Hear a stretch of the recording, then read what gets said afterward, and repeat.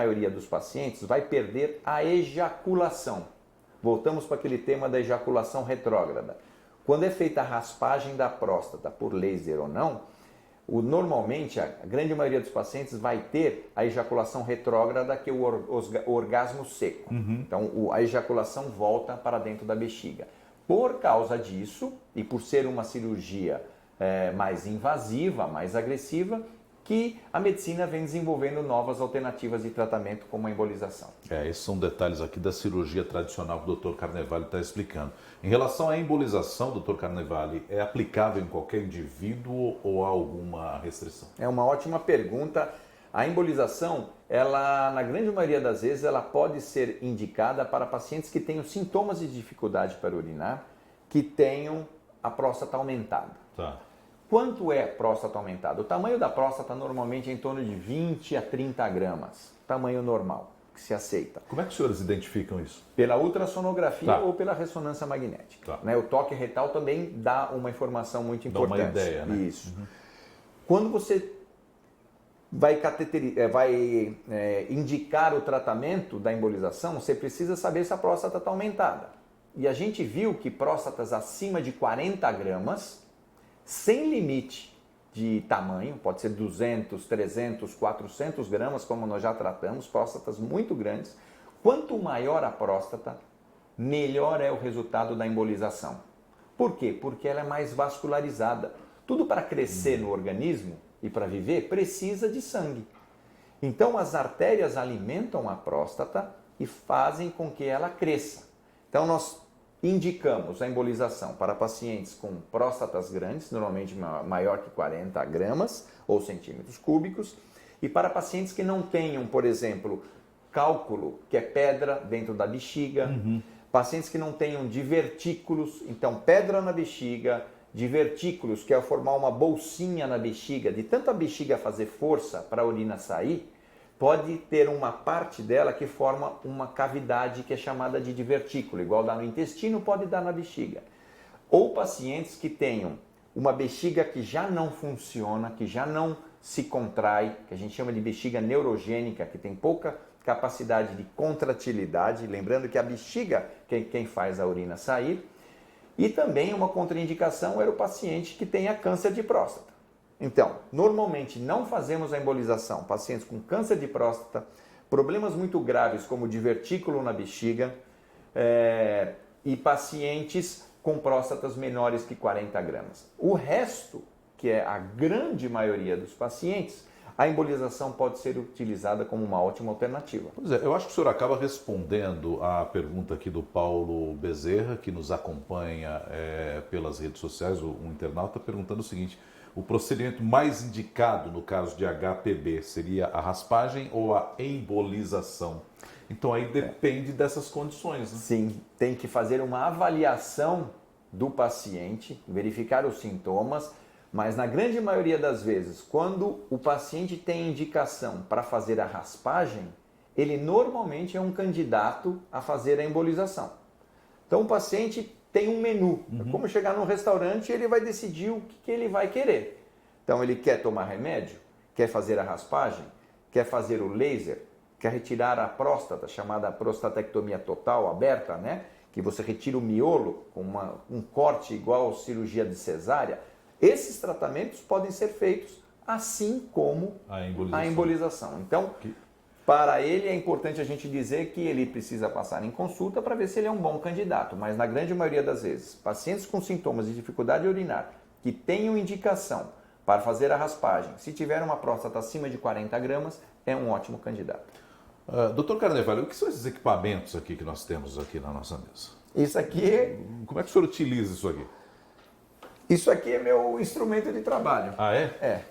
Isso aqui é um catéter, que é um tubinho flexível, é igual um espaguete, um macarrão. Ele é mole, não causa nada. O catéter é um instrumento utilizado para fazer o cateterismo. Tá.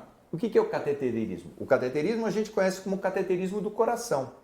Mas o cateterismo nada mais é do que o ato de passar um catéter, este aqui, dentro de uma artéria ou de uma veia. Normalmente, esse catéter tem 1,5 mm, 2 milímetros de diâmetro.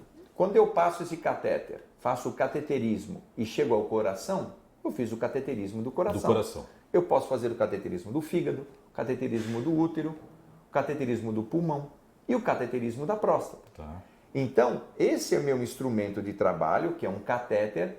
Para chegar, eu vou navegando com esse catéter, utilizando um equipamento de raio-x.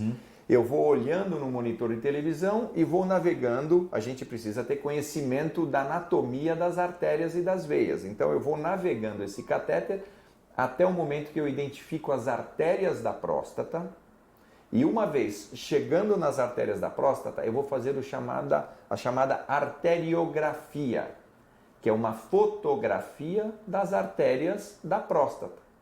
Então, durante o procedimento da embolização, que é feito com anestesia local ou uma leve sedação, para dar uma sensação mais confortável para o paciente, eu navego com esse catéter, chego até as artérias da próstata, faço uma fotografia dela. Hoje em dia, com os novos equipamentos muito sofisticados, nós fazemos uma tomografia da próstata, injetando contraste por aqui. E eu faço essa fotografia, faço a tomografia, identifico, faço um mapeamento, eu olho toda a estrutura da próstata e falo, aqui está HPB, aqui é onde eu vou bloquear a circulação da próstata. Porque a embolização, ela é feita por esse outro material aqui, tá? Isso aqui parece grãos de areia, né? Aqui internamente. Ou, pequenos cristais. São talvez. cristais, como se fosse um açúcar cristal, ou grãos de areia.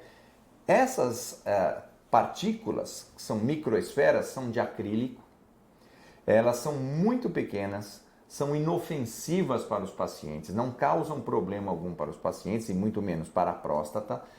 O que nós vamos fazer com essas partículas? Nós vamos fazer a chamada embolização. Mais uma vez, é o ato de entupir a circulação de uma determinada estrutura. Então, eu vou injetar essas partículas especificamente onde existem a HPB. Onde a HPB, o crescimento da próstata aconteceu, para impedir o crescimento. Eu faço uma analogia. E é interessante o senhor falar que é para entupir, porque normalmente a gente fala em desobstruir, né? Perfeito. Nesse caso é o contrário. É o contrário. Você ia fazer uma analogia. Eu vou fazer uma analogia. Por que é o contrário? Eu faço uma analogia, o que acontece com o pênis, órgão sexual masculino, quando ele recebe sangue após um estímulo sexual. Ele aumenta de tamanho e fica rígido. Quando sai o sangue de dentro do pênis, ele fica amolecido e diminui de tamanho. Tá. Então a analogia que a gente faz com a embolização de próstata é a mesma. A próstata normalmente ela recebe sangue, vai aumentando de tamanho, fica túrgida, fica grande e dura, rígida. Quando nós bloqueamos a circulação da próstata com a embolização, tirando o sangue de uma região específica da próstata em que é permitido fazer sem consequências para o paciente, a próstata faz a mesma coisa que o pênis, ela diminui de tamanho e fica mais mole. Então a embolização, ela causa dois mecanismos de ação na próstata. Diminuir de tamanho, em torno de 40%, 30% a 40%, como a gente viu nos animais, e também deixar mais macia. Como consequência de tudo isso, abre o canal, porque ela cresce e espreme o canal da uretra, por onde sai a urina. Isso normalmente a doença acontece. Quando eu alivio essa pressão com a embolização, o canal se abre, a próstata fica mais mole e a urina sai com mais facilidade e os sintomas desaparecem. Muito bom. Dr. Carnevale, o Mauro, lá de Cuiabá, ele pergunta, para fazer esse procedimento, por exemplo, a embolização, quanto tempo eu precisaria, por exemplo, ficar em São Paulo? Esse procedimento ele é feito sob anestesia local, demora em torno de 1h30 a 2 horas e o paciente vai embora no mesmo dia. É mesmo? Então, se ele chega hoje, ele pode fazer hoje e amanhã, em teoria, ele pode ir embora. Então, o que a gente precisa é, primeiro, fazer uma avaliação do paciente. A gente normalmente pede para que os pacientes mandem os exames deles.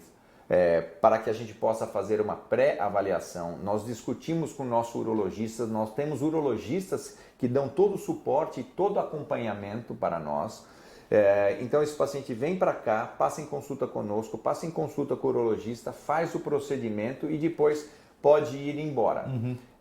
Normalmente ele ficaria aqui em torno de 2 a 3 dias. Mas em Manaus, em breve, nós temos uma grande oportunidade, estamos fazendo parcerias com alguns urologistas lá da região e que vai ser um prazer se a gente começar a desenvolver esse tipo de tratamento lá. O Mauro de Cuiabá.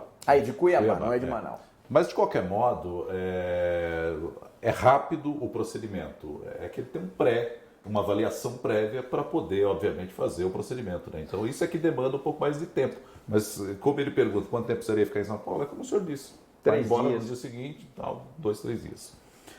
Luiz Roberto, lá de Minas, eu não sei se eu entendi bem, mas ele diz: o que acontece caso essas esferas se desloquem para outro órgão? Tem risco? Ótima pergunta. Esse é o grande medo que os pacientes têm com a embolização. Como eu disse, nós utilizamos da fotografia das artérias, que é a arteriografia, e da tomografia durante o procedimento para nós sabermos onde vamos injetar essas esferas. Essas esferas elas podem migrar acidentalmente, já existem relatos na literatura mundial. Elas são muito pequenininhas, elas não causam grandes consequências. Só tem um relato de uma complicação grave no mundo, que foi na experiência inicial de um grupo de Portugal, de um paciente que teve que operar a bexiga porque essas esferas foram injetadas acidentalmente na bexiga. Então o que a gente pode dizer essas esferas, elas são muito bem controladas para